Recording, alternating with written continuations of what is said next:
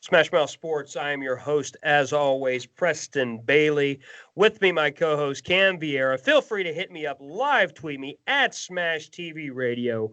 We had Dan Lifshitz on the show earlier today. He went wild. He dropped some wild language and had some hot takes. I don't know how I feel about that. Not thrilled with the language. We're not trying to upset YouTube or Google, but and we also had Matt McCarthy, great baseball analyst and broadcaster. We talked a lot of good football with him. Cam, how you doing today? And what are your thoughts on Dan's salacious takes? Well, I wish I could say I'm surprised, but I've known Dan for a while, and he's not. I mean, he loves Brady. He thinks Brady's the greatest of all time, but he was ready to move on from Brady in 2014, the first year Garoppolo was here, and he's been ready ever since. So he's a Belichick guy through and through, not a Brady guy. Has always been on Belichick's side in this divorce, and I disagree with him that Brady has played like dog crap this year. I couldn't disagree more. I think after the Green Bay game, he was in the MVP race. He played like dog crap Monday night, but overall, he's had a good year. Absolutely, he has. And also, the reason I didn't like it, I didn't like it, besides the language, which I didn't like it because it was a bad take. I don't have to agree with you, okay?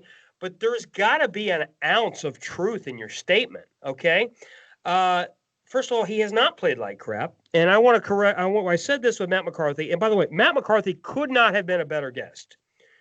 He could not be a better guest. I would have Matt McCarthy on all day, every day. This guy is a winner. This guy is great. He gave great takes.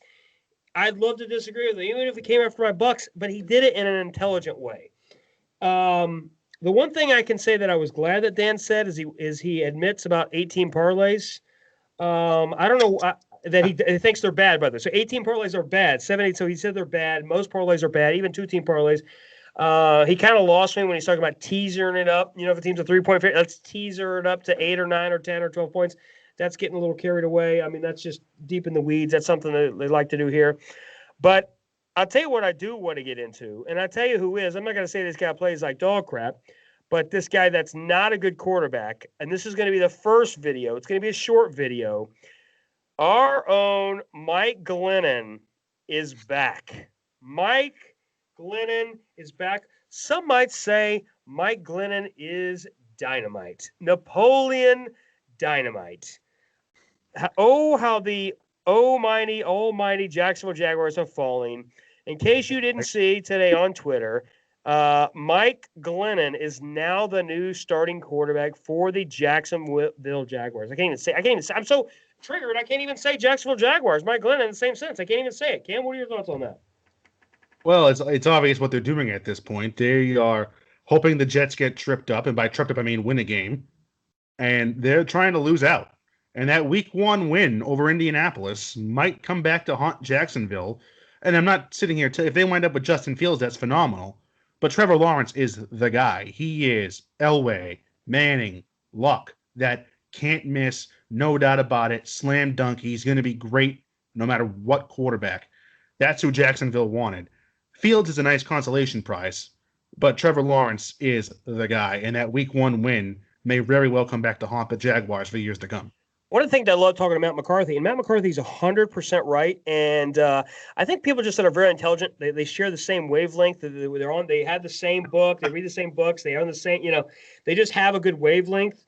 Whereas, people that are not on the same wavelength, I won't say like Dan, but other people, they're in the ditch with Alex Jones. He just seems like an Alex Jones kind of a guy, just deep state and all, just totally buck wild.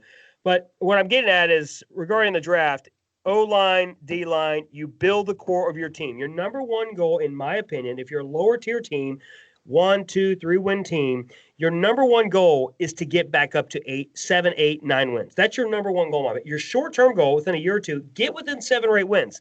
Okay, are you going to start popping champagne bottles going 8-8? No, nobody's going to pop champagne bottles going 8-8. But look at Jacksonville. By the way, do you want to know a real quick little history note on one of the many reasons why Jacksonville Jaguars are a dumpster fire? And this wasn't supposed to be an anti-Jacksonville Jaguars rant, but I've got to go here. They drafted a guy named Byron Leftwich.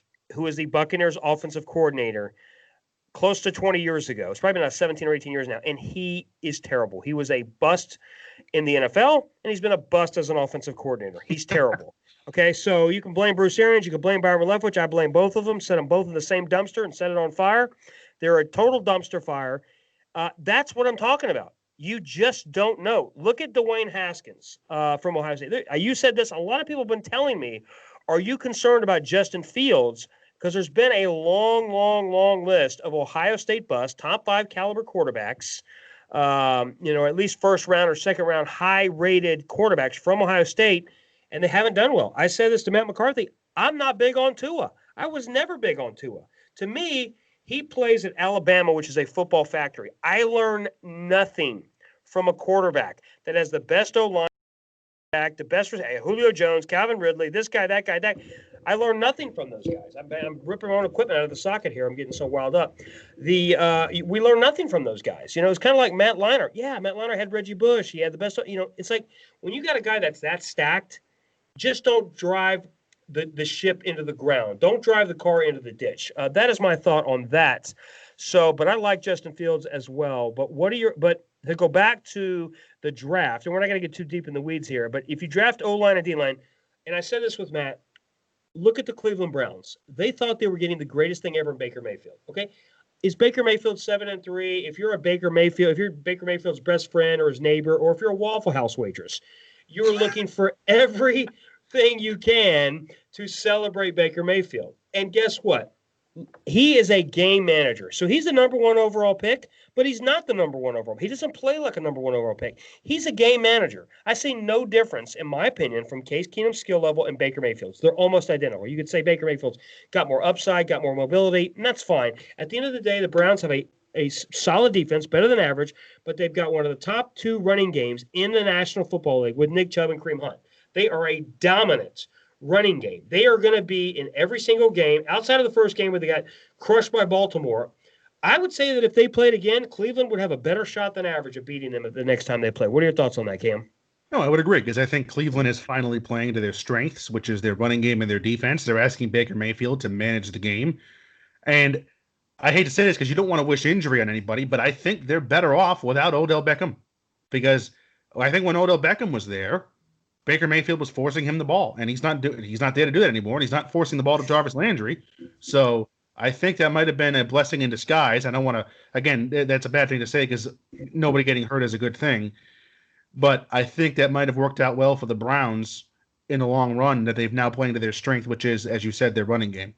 I would agree with you. In fact, to take that same note, I agree with you because the Browns are 7-3. The Browns, because of the personality of Odell Beckham, they felt forced to throw him the ball, get him the ball. And I remember last year they played a Monday night game, and I'm saying to myself, the whole game, the whole week, your number 1 play was a running back, halfback option, throwing to your receiver. Like, that's a horrible play. Like, it's all gadgets and gimmicks.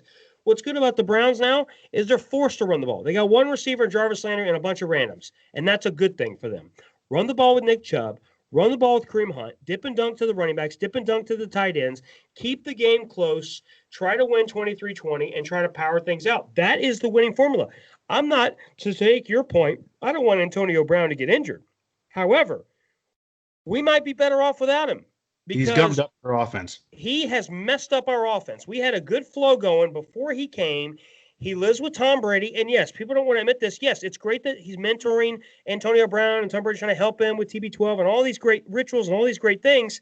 And I'm hoping that Antonio Brown, the person, can get things back together. But the problem is when you have a roommate, any of the roommates, you do feel an obligation to work with him more. You see him every day. You're going to get you TB12 avocados together. You go, later tonight, later Sunday, I'm going to throw this ball and that ball. So, yeah, you're going to be tempted to do that, right? Going to Burns together. Popping bottles together. So we're going to do this one. We're going to end a short one here, and then we're going to come back, and we're going to talk the most polarizing man in sports and in entertainment and arguably the world, Taysom Hill. Is Taysom Hill the next big thing? Is Taysom Hill bigger than Tim Tebow? Cam, we're going to end this, and we're going to get your thoughts on the other side. Okay.